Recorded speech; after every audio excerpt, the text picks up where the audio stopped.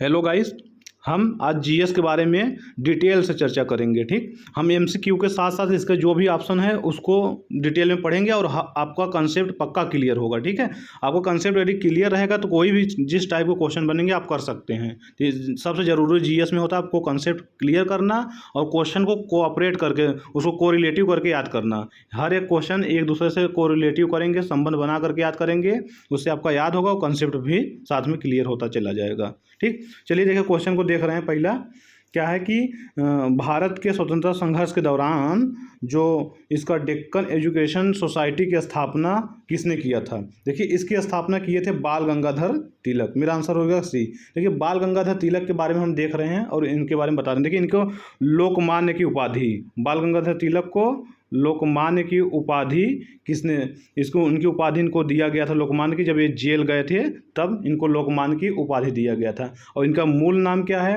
मूल नाम है केशव गंगाधर तिलक। क्या नाम है? केशव गंगाधर तिलक इनका मूल नाम है।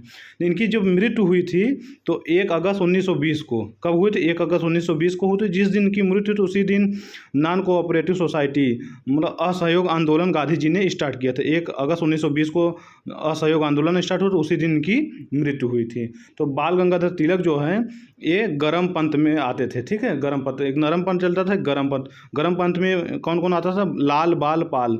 लाल मतलब लाला लाजपत राय, बाल मतलब बाल गंगाधर तिलक, पाल मतलब बिपिन चंद्र पाल, और इनके साथ अरविंद घोष भी थे। ठीक है, यदि आपको पूछ लिया गया तो उसमें गरम दल में कौन कौन सा, चारों नाम याद रहना चाहिए। ठीक है, लाल बाल पाल और अरविंदो घोष। लाल से लाला लाजपत राय, बाल से बाल गंगाधर तिलक, पाल से बिपिन चंद्र पाल और अरविंदो घोष। ठीक, अब देखिए इनसे क्वेश्चन क्या बोलता है। जब बाल गंगाधर तिलक ने ये उपाधि, जब बाल गंगाधर तिलक ने 1916 में होम रूल लीग की स्थापना किए थे। जब होम रूल लीग की स्थापना 1916 में कहाँ किए थे? पुणे में किए थे। ठीक है, पुणे, मुंबई पुणे में किए थे। और 1916 में ही एक मद्रास के अधिकार में एनी बेसेंट ने भी होम रूल लीग की स्थापना की थी। ठीक है, होम रूल लीग के 1916 में मद्रास अधिकार में। ठीक है, इन्हीं के 1916 में ही की थे एनी बेसेंट। ठीक, दो जगह स्टार्ट हुआ था, एक पुणे में, एक मद्रास के अधिकार में। ठीक, 1916 में। अब इनके बाद में इनके नारा था बाल गंगाधर तिलक, क्या था? स्वराज मेरा जन्म सिद्ध अधिकार है, मैं इसको लेकर रहूँगा। इनका नारा था। क्या था? स्वराज मेरा जन्म सिद्ध अधिकार है और मैं इसको लेकर चलूँगा। इनका 2 बुक इनकी दैनिक न्यूज थे, 2 थे। एक कौन सा था? एक मराठा था, एक कौन सा था? एक केसरी। मराठा था और एक था केसरी। ठीक, 2 था। तो जो मराठा था, मराठा था इंग्लिश में। मराठा इनका दैनिक न्यूज इंग्लिश में चलता था। केसरी जो चलता था वो मराठी में। ठीक, केसरी मराठी भाषा में और मराठा इंग्लिश में। इनका 2 दैनिक जागरण और दैनिक मतलब न्यूज चलते थे। और उसके बाद में इनको अशांति का जनक, भारतीय अशांति का जनक विंस्टन चर्चिल ने इसको कहा था। भारतीय अशांति का जनक कहा गया था। ठीक, इतना क्वेश्चन इनसे बनते हैं। ठीक है, आगे देख रहे हैं। चलिए अगला क्वेश्चन, अगला क्या है ऑप्शन? अगला हम देखते हैं जवाहरलाल नेहरू के बारे में। जवाहरलाल नेहरू, देखिए पहली बात, जवाहरलाल नेहरू पहले प्रधानमंत्री थे। ठीक, जवाहरलाल नेहरू पहले प्रधानमंत्री थे और ये क्या करें, 9 बार लगभग ये जेल गए थे। कितनी बार? 9 बार जेल गए थे।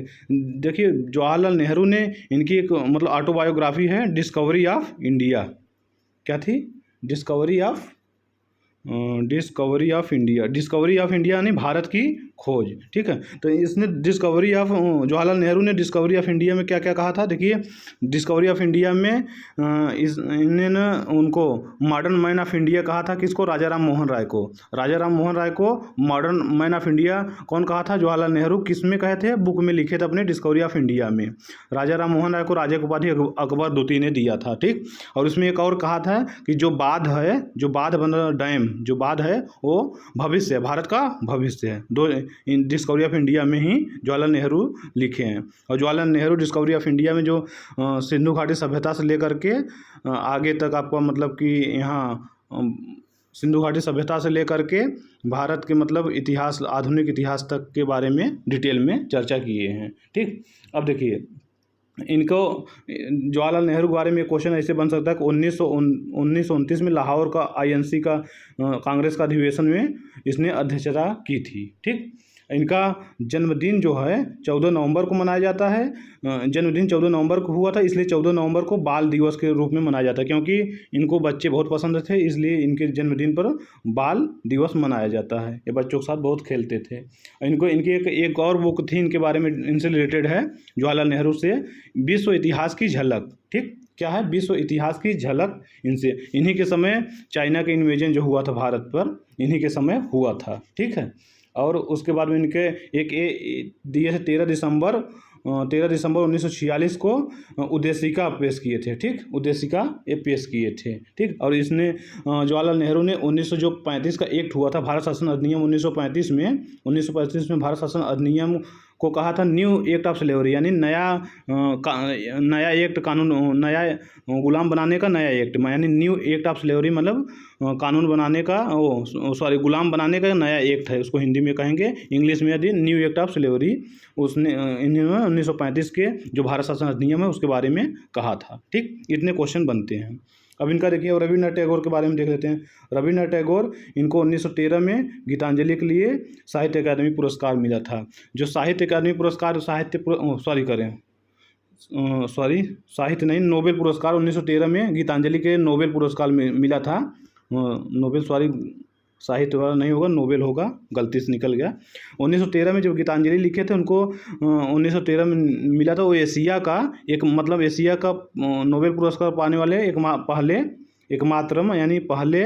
व्यक्ति कौन थे? रविन्द्रनाथ टैगोर थे। यानी एशिया में रविन्द्रनाथ टैगोर को साहित्य के क्षेत्र में 1913 में नोबेल पुरस्कार दिया गया था। ठीक, और किस में? साहित्य के क्षेत्र में। ठीक, उसके बाद इनके रविन्द्रनाथ टैगोर के बारे में और क्या है, देखिए, इनका जो जनगण मन रविन्द्रनाथ टैगोर लिखा था, जनगण मन आपको यदि पूरा गाना हो तो पूछ लेता है कितने सेकंड लगते हैं? 52 सेकंड। यदि आपको जल्दी गाना है, पहला लाइन और लास्ट लाइन गाने में 20 सेकंड लगने चाहिए। रविन्द्रनाथ टैगोर इनका एक राष्ट्रगान, बांग्लादेश का राष्ट्रगान यही लिखे थे। उनका क्या नाम था? अमार सोनार, यानी बांग्लादेश का राष्ट्रगान में अमार सोनार था, वो इन्हीं रविन्द्रनाथ टैगोर द्वारा लिखा गया है। ठीक है, इनको गुरुदेव की उपाधि कौन दिया था? गुरुदेव की उपाधि महात्मा गांधी दिए थे, और महात्मा की उपाधि रविन्द्रनाथ टैगोर ने गांधी जी को दिया था। इतने क्वेश्चन इनसे बनते हैं। ठीक, और इधर अगला ऑप्शन क्या है? व्योमेश चंद्र बनर्जी यानी WC बनर्जी के बारे में आपको तो पता होगा।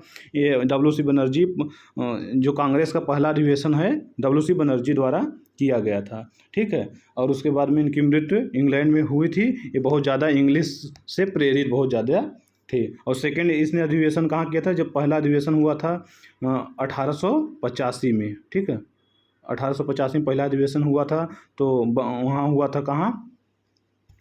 कोलकाता में। तो इन्होंने किया था। ठीक, उसके बाद में दूसरा क्या हुआ था? जब किए थे दोबारा, जब किए थे तो 1892 में इलाहाबाद में जब हुई थी 1892 का, तो वहाँ अधिवेशन ये दोबारा किए थे।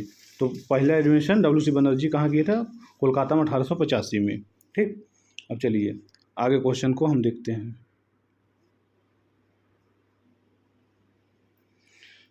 देखिए, अगला क्वेश्चन क्या है कि पृथ्वी का सबसे भीतरी भाग क्रोड किसका बना होता है? जो क्रोड बना होता है वो किसका बना होता है? देखिए ये पृथ्वी है हम लोग का। देखिए इसमें क्या होता है कि देखिए, पहला होता है क्रस्ट। ठीक, ऊपर क्रस्ट होता है, बीच में होता है मेंटल। ठीक, नीचे होता है कोर, यानी क्रोड। ठीक, कोर। तो ये कह रहा है कि जो कोर बना होता है किसका? देखिए, तो इसके लिए क्या होगा? देखिए, सियाल ऐसे याद करिए, सियाल, बीच में होगा सीमा, उसके बाद लास्ट में होगा नीफे। ठीक, सियाल, सीमा, नीफे, ऐसे आप इसको याद कर लीजिए, सियाल, सीमा, नीफे। देखिए, जो इसका क्रस्ट बना होता है सिलिकॉन और एल्युमिनियम का बना होता है। सियाल मतलब सिलिकॉन और एल्युमिनियम का। और मेंटल क्या इसका बना होता है? सिलिकॉन और मैग्नीशियम का। ठीक, सिलिकॉन और मैग्नीशियम का। और कोर किसका बना होता है? क्रोड यानी कोर निखिल और Fe मतलब आयरन का बना होता है। तो हमारा ऑप्शन क्या हो जाएगा? देखिए, आयरन, लोहा और निखिल का बना होता है।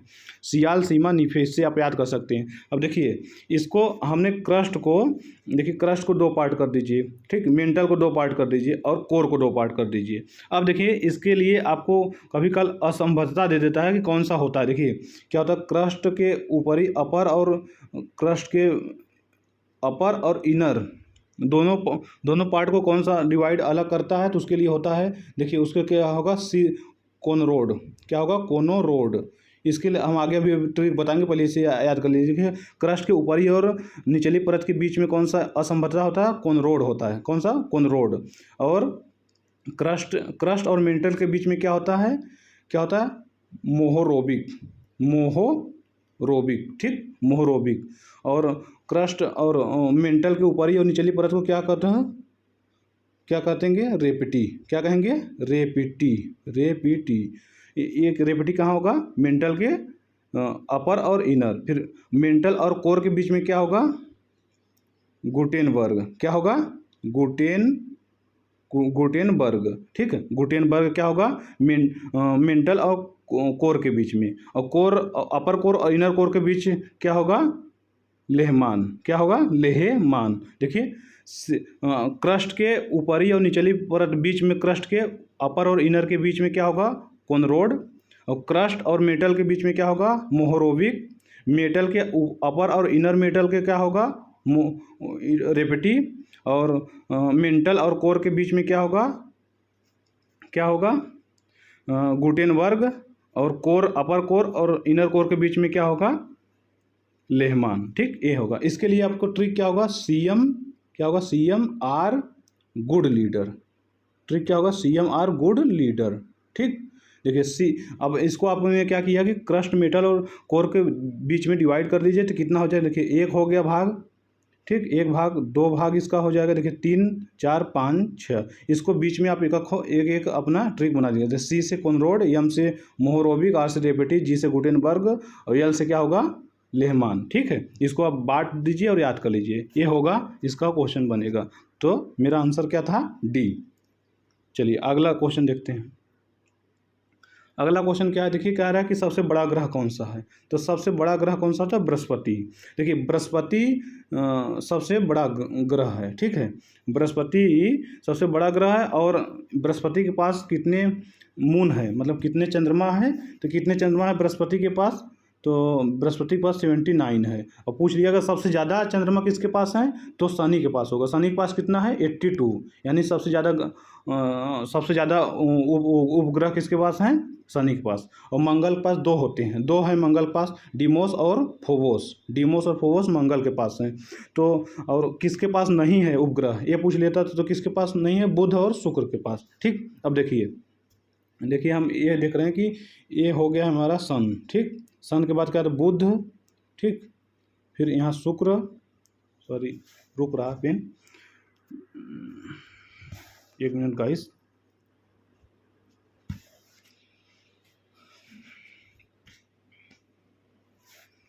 चलिए देखिए बुध हो गया, शुक्र हो गया, पृथ्वी हो गया, बुध, शुक्र, पृथ्वी और मंगल।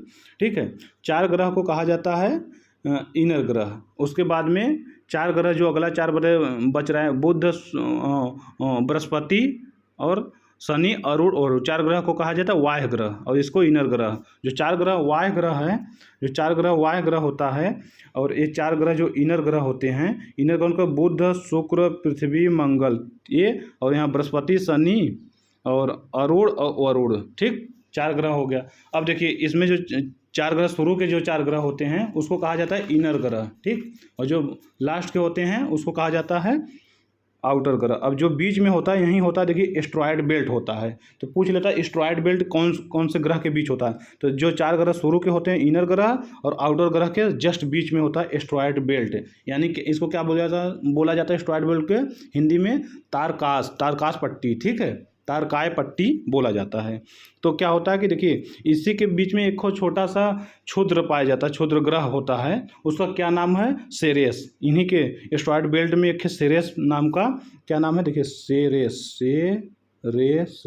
सेरेस नाम का एक क्षुद्र ग्रह पाया जाता है। ठीक, उसके बाद में देखिए अब जब आउटर ग्रह के यानी अरुण के बाद, यानी कि इसके बाद अरुण और वरुण लास्ट में पड़े, वरुण के बाद में क्या होता है कि वरुण के बाद में और जो बौना ग्रह पाए जाते हैं यानी क्षुद्र ग्रह पाया जाता है उसका सीरियल से कभी पूछ लेता नाम, तो कौन सा पाया जाता है? देखिए होमिया पाया जाएगा, फिर प्लूटो और मेकमेक। प्लूटो को पहले ग्रह माना जाता था, लेकिन इसको 24 अगस्त 2006 को मतलब इसको निकाल दिया गया, बाहर निकाल दिया गया, ठीक है।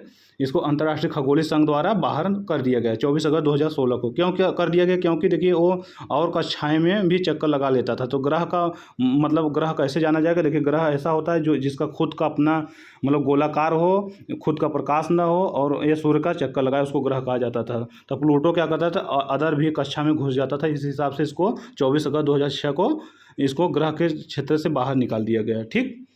तो देखिए इस हिसाब से मेरा इसमें से इतना हो गया। अब इसके बारे में तो कुछ क्वेश्चन और हम बता दे रहे हैं।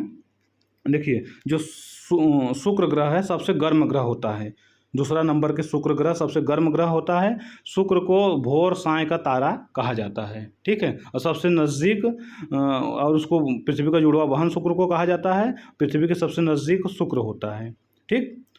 और बुध पृथ्वी सूर्य के सबसे पास ग्रह बुध होते हैं, ठीक है। चलिए इतने क्वेश्चन बनते हैं। चलिए आगे दिखाते हैं। अगला क्या है? देखिए यूनाइटेड किंगडम। यूनाइटेड किंगडम में कौन कौन सा शामिल होता है, ठीक। अब इसको देखिए यूनाइटेड किंगडम में कौन कौन सा शामिल होता है। देखिए यूनाइटेड किंगडम देखिए एक स्कॉटलैंड, ठीक। हम बता रहे हैं कैसे यूनाइटेड किंगडम बना है। स्कॉटलैंड, ठीक। और आपको वेल्स, स्कॉटलैंड, वेल्स और इंग्लैंड, ये तीन कंट्री को मिला करके क्या बोला जाता है? Great Britain. क्या बोला जाएगा? ग्रेट ब्रिटेन, ठीक है। ग्रेट ब्रिटेन बोला जाएगा। अब ग्रेट ब्रिटेन और उत्तरी आयरलैंड, ग्रेट ब्रिटेन और उत्तरी आयरलैंड को मिला करके क्या बोला जाएगा? इसको बोला जाएगा United kingdom. United kingdom, United kingdom की राजधानी लंदन है, ठीक। इस हिसाब से हमारा ऑप्शन हो जाएगा डी। चलिए अगला देखते हैं। देखिए पंजाब केसरी के नाम से विख्यात हैं। अब बताइए पंजाब केसरी के नाम से कौन विख्यात है? तो पंजाब केसरी के नाम से लाला लाजपत राय, इनको यानी डी। देखिए लाला लाजपत राय का इनका मतलब सांडर्स लाठीचार्ज से इनकी मृत्यु हो गई थी। तो इनका उधम सिंह ने इनकी हत्या, जो सांडर्स थी उसकी हत्या इंग्लैंड में कर दी थी, ठीक है। तो इनको पंजाब केसरी के नाम से लाला लाजपत राय को माना जाता है। देखिए और मतलब पूछ लेता है कि और किस तरह। देखिए बिहार केसरी के नाम से कौन जाना जाता है?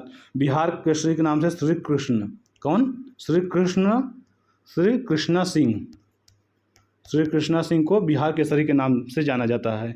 कभी पूछ लेता है बिहार का गांधी किसे कहा जाता है? तो राजेंद्र प्रसाद को बिहार का गांधी कहा जाता है। देखिए उसके बाद में आपको आंध्रा केसरी के नाम से किसको जाना जाता है? तो टी प्रकाशन को। आंध्रा केसरी के नाम से किसको जाना जाता है? टी प्रकाशन को आंध्रा केसरी के नाम से जाना जाता है। और बंगाल केसरी के नाम से किसे जाना जाता है? तो बंगाल केसरी के नाम से जाना जाता है आशुतोष मुखर्जी को। किसको? आशुतोष मुखर्जी को बंगाल केसरी के नाम से जाना जाता है, ठीक। यदि आपको मेरा वीडियो अच्छा लगा तो लाइक शेयर सब्सक्राइब करिए। Thank you.